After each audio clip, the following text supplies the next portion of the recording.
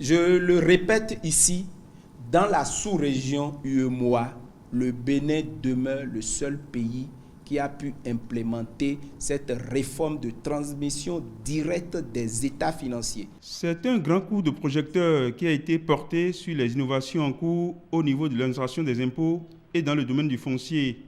Face aux professionnels du secteur privé, les facilités générées par les récentes mesures fiscales ont été passées en revue. On a eu droit dans ce pays à des communications de l'ordre avec des preuves que des experts comptables qui sont déjà décédés depuis plusieurs années ont continué par délivrer des visas de dépôt des états financiers parce que le système permettait de frauder. Aujourd'hui, ce n'est plus possible.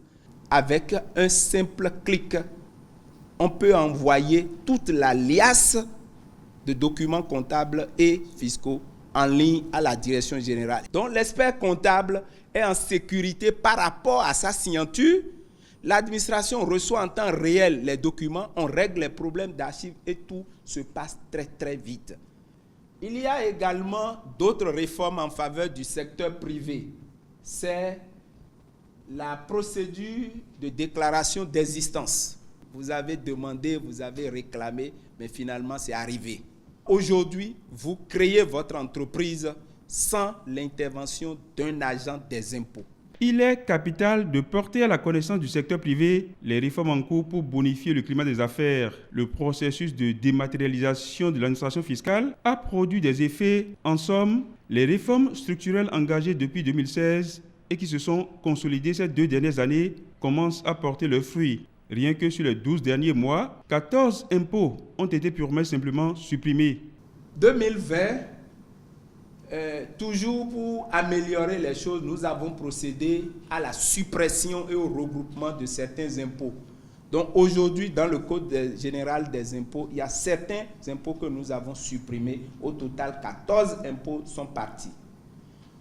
Ensuite, au niveau des impôts fonciers, nous avons regroupé l'ensemble des impôts fonciers sous l'appellation unique de taxe foncière unique.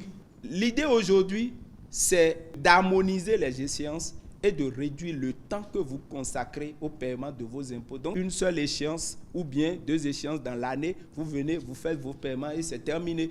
Le domaine du foncier n'échappe pas à ce vent de réforme qui tire le climat des affaires vers le haut.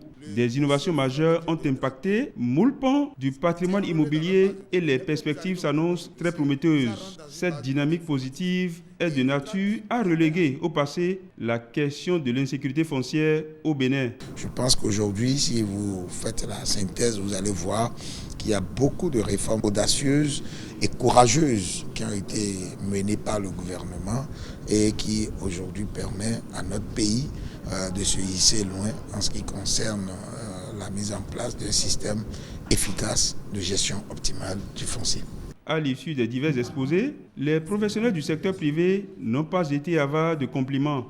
Ils ont été unanimes pour reconnaître les avancées et les performances qui bonifient le climat des affaires au Bénin. Il y a eu beaucoup d'avancées.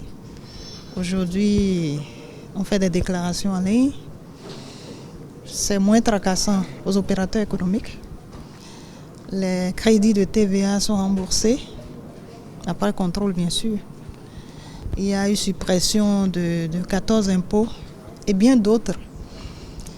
Ce sont des réformes salutaires, des réformes vraiment, je dirais, audacieuses. Et personnellement, je n'ai pas imaginé un instant que le Bénin pouvait arriver à ce stade. Aujourd'hui, nous retrouvons même des réformes que le secteur privé n'a pas demandées.